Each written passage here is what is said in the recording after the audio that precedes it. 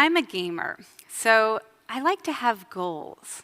I like special missions and secret objectives.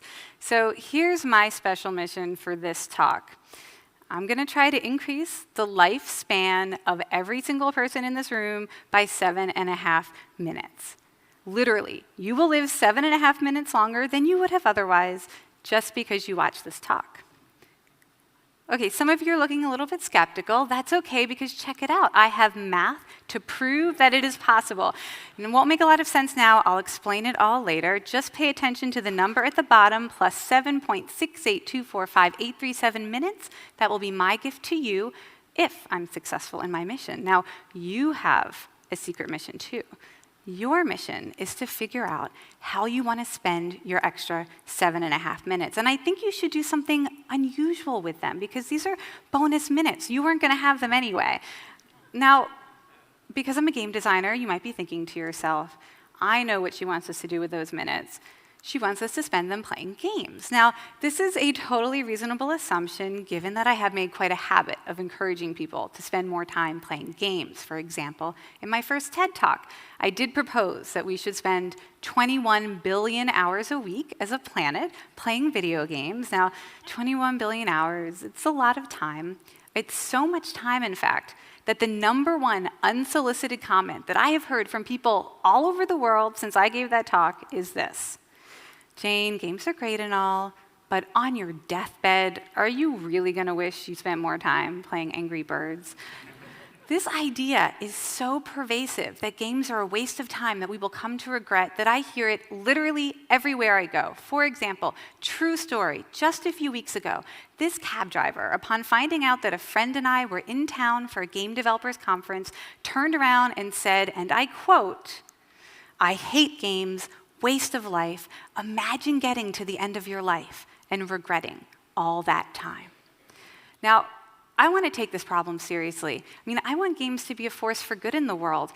I don't want gamers to regret the time they spent playing, time that I encourage them to spend. So I've been thinking about this question a lot lately.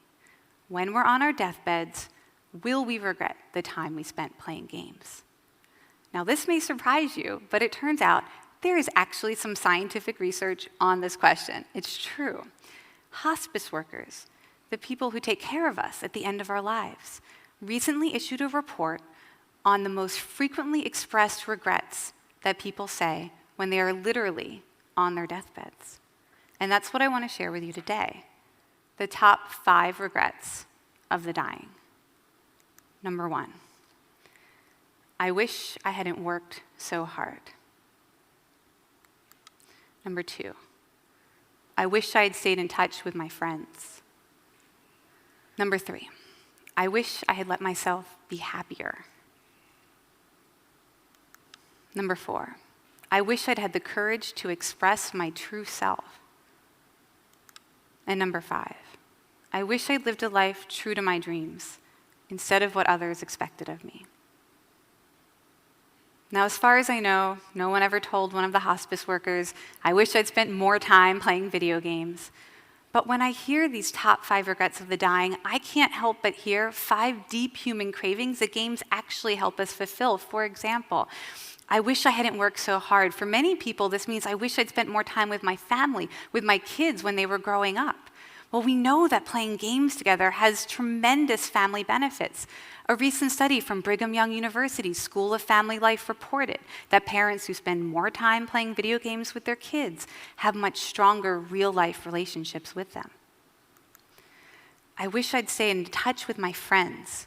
Well, hundreds of millions of people use social games like Farmville or Words with Friends to stay in daily contact with real-life friends and family. A recent study from Michigan University showed that these games are incredibly powerful relationship management tools. They help us stay connected with people in our social network that we would otherwise grow distant from if we weren't playing games together. I wish I'd let myself be happier. Well, here I can't help but think of the groundbreaking clinical trials recently conducted at East Carolina University that showed that online games can outperform pharmaceuticals for treating clinical anxiety and depression. Just 30 minutes of online gameplay a day was enough to create dramatic boosts in mood and long-term increases in happiness. I wish I'd had the courage to express my true self. Well, avatars are a way to express our true selves, our most heroic, idealized version of who we might become. You can see that in this alter ego portrait by Robbie Cooper of a gamer with his avatar. And Stanford University has been doing research for 5 years now to document how playing a game with an idealized avatar changes how we think and act in real life, making us more courageous, more ambitious, more committed to our goals. I wish I'd led a life true to my dreams and not what others expected of me. Are games doing this yet? I'm not sure, so I've left a question mark, a Super Mario question mark. We're going to come back to this one. But in the meantime, perhaps you're wondering, who is this game designer to be talking to us about deathbed regrets? And it's true, I've never worked in a hospice. I've never been on my deathbed. But recently, I did spend 3 months in bed wanting to die. Really wanting to die. Well, let me tell you that story. It started 2 years ago when I hit my head and got a concussion. Now, the concussion didn't heal properly, and after 30 days, I was left with symptoms like nonstop headaches, nausea, vertigo, memory loss, mental fog. My doctor told me that in order to heal my brain, I had to rest it. So I had to avoid everything that triggered my symptoms. For me, that meant no reading, no writing, no video games, no work or email, no running, no alcohol, no caffeine. In other words, and I think you see where this is going, no reason to live. Of course, it's meant to be funny, but in all seriousness, suicidal ideation is quite common with traumatic brain injuries. It happens to 1 in 3, and it happened to me. My brain started telling me, Jane, you want to die. It said, you're never going to get better. It said, the pain will never end. And these voices became so persistent and so persuasive that I started to legitimately fear for my life. Which is the time that I said to myself, after 34 days, and I will never forget this moment, I said, I am either going to kill myself or I'm going to turn this into a game. Now, why a game? Well, I knew from researching the psychology of games for more than a decade that when we play a game, and this is in the scientific literature, we tackle tough challenges with more creativity, more determination, more optimism, and we're more likely to reach out to others for help. And I wanted to bring these gamer traits to my real-life challenge. So I created a role-playing recovery game called Jane the Concussion Slayer. Now, this became my new secret identity. And the first thing I did as a Slayer was call my twin sister, I have an identical twin sister named Kelly, and tell her, I'm playing a game to heal my brain, and I want you to play with me. This was an easier way to ask for help. She became my first ally in the game. My husband Kiash joined next, and together we identified and battled the bad guys. Now, this was anything that could trigger my symptoms and therefore slow down the healing process, things like bright lights and crowded spaces. We also collected and activated power-ups. This was anything I could do on even my worst day to feel just a little bit good, just a little bit productive. Things like cuddling my dog for 10 minutes or getting out of bed and walking around the block just once. Now, the game was that simple. Adopt a secret identity, recruit your allies, battle the bad guys, activate the power-ups. But even with a game so simple, within just a couple days of starting to play, that fog of depression and anxiety went away. It just vanished. It felt like a miracle.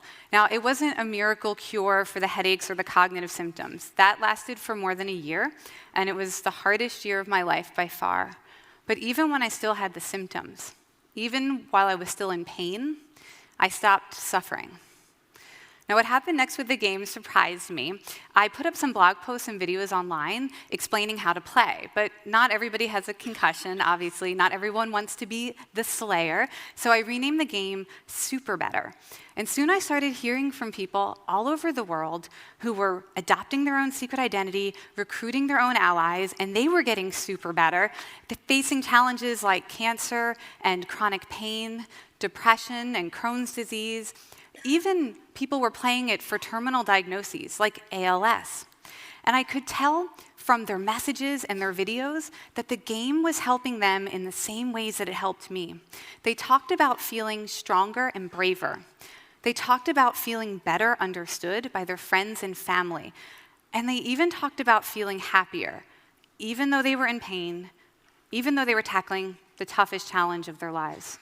Now, at the time, I'm thinking to myself, what is going on here? I mean, how could a game so trivial intervene so powerfully in such serious and, in some cases, life and death circumstances? I mean, if it hadn't worked for me, there's no way I would have believed it was possible.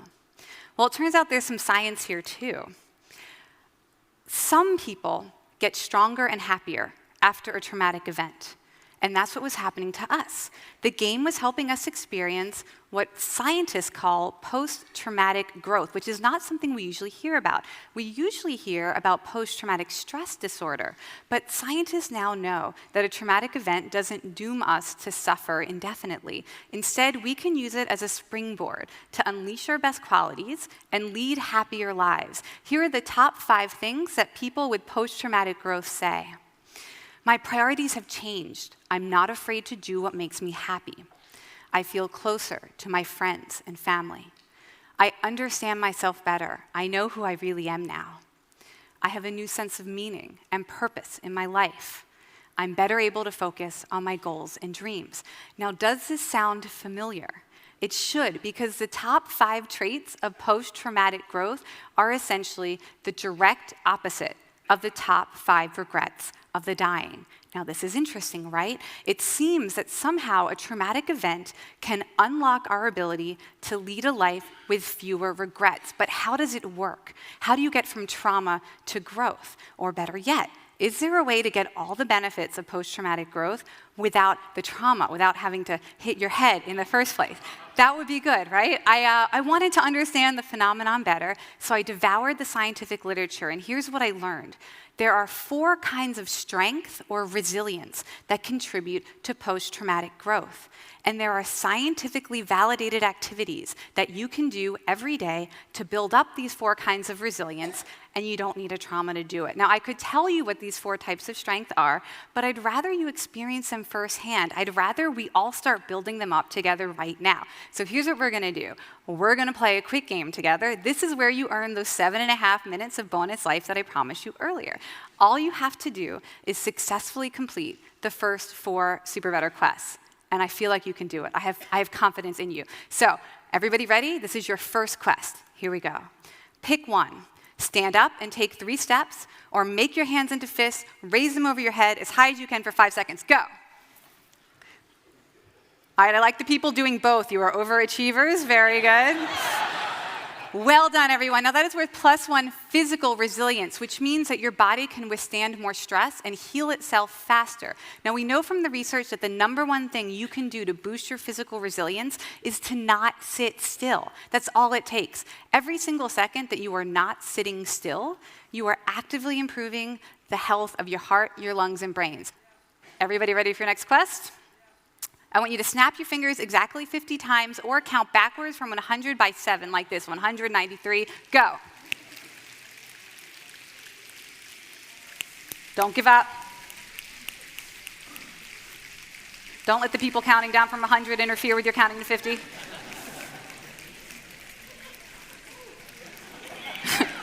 Nice. Wow.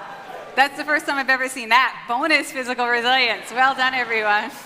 Now, that's worth +1 mental resilience, which means you have more mental focus, more discipline, determination, and willpower. We know from the scientific research that willpower actually works like a muscle. It gets stronger the more you exercise it. So tackling a tiny challenge without giving up, even one as absurd as snapping your fingers exactly 50 times or counting backwards from 100 by 7, is actually a scientifically validated way to boost your willpower. So, good job. Quest number 3, pick one. Now, because of the room we're in, fates really determine this for you, but here are the 2 options. If you're inside, find a window and look out of it. If you're outside, find a window and look in. Or do a quick YouTube or Google image search for baby, your favorite animal. Now, you could do this on your phones, or you can just shout out some baby animals. I'm going to find some and put them on the screen for us. So what do we want to see? Sloth, giraffe, elephant, snake. Okay, let's see what we got. Baby dolphin and baby llamas. Everybody look. Got that? Okay, one more. Baby elephant. We're clapping for that. That's amazing. All right, now what we're just feeling there is +1, emotional resilience, which means you have the ability to provoke powerful positive emotions like curiosity or love, which we feel when we look at baby animals, when you need them most. And here's a secret from the scientific literature for you. If you can manage to experience 3 positive emotions for every 1 negative emotion over the course of an hour, a day, a week, you dramatically improve your health and your ability to successfully tackle any problem you're facing. Now, this is called the 3-to-1 positive emotion ratio. It's my favorite super better trick, so keep it up. All right, pick one. Last quest. Shake someone's hand for 6 seconds or send someone a quick thank you by text, email, Facebook, or Twitter. Go.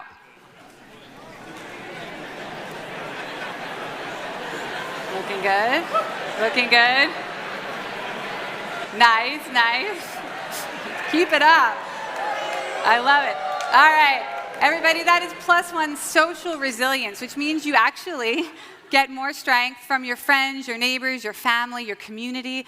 Now, a great way to boost social resilience is gratitude. Touch is even better. Here's one more secret for you. Shaking someone's hand for 6 seconds dramatically raises the level of oxytocin in your bloodstream. Now, that's the trust hormone. That means that all of you who just shook hands are biochemically primed to like and want to help each other. This will linger during the break, so take advantage of the networking opportunities. Okay, well, you have successfully completed your 4 quests, so let's see if I successfully completed my mission to give you 7.5 minutes of bonus life. And here's where I get to share one more little bit of science with you. It turns out that people who regularly boost these 4 types of resilience, physical, mental, emotional, and social, live 10 years longer than everyone else. So this is true. If you are regularly achieving the 3-to-1 positive emotion ratio, if you are never sitting still for more than an hour at a time, if you are reaching out to one person you care about every single day, if you are tackling tiny goals to boost your willpower, you will live 10 years longer than everyone else. And here's where that math I showed you earlier comes in. So the average life expectancy in the US and the UK is 78.1 years. But we know from more than 1,000 peer-reviewed scientific studies that you can add 10 years of life to that by boosting your 4 types of resilience.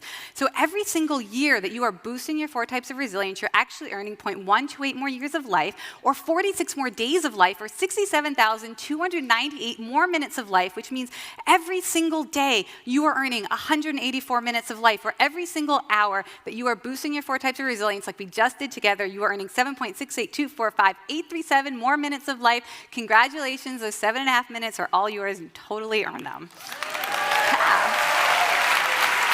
Awesome. Wait. You still have your special mission, your secret mission. How are you going to spend these 7.5 minutes of bonus life? Well, here's my suggestion. These 7.5 bonus minutes are kind of like genie's wishes. You can use your first wish to wish for 1 million more wishes. Pretty clever, right? So if you spend these 7.5 minutes today doing something that makes you happy, or that gets you physically active, or puts you in touch with someone you care about, or even just tackling a tiny challenge, you are going to boost your resilience, so you're going to earn more minutes. And the good news is you can keep going like that every hour of the day, every day of your life, all the way to your deathbed, which will now be 10 years later than it would have otherwise. And when you get there, more than likely, you will not have any of those top 5 regrets, because you will have built up the strength and resilience to lead a life truer to your dreams. And with 10 extra years, you might even have enough time to play a few more games. Thank you.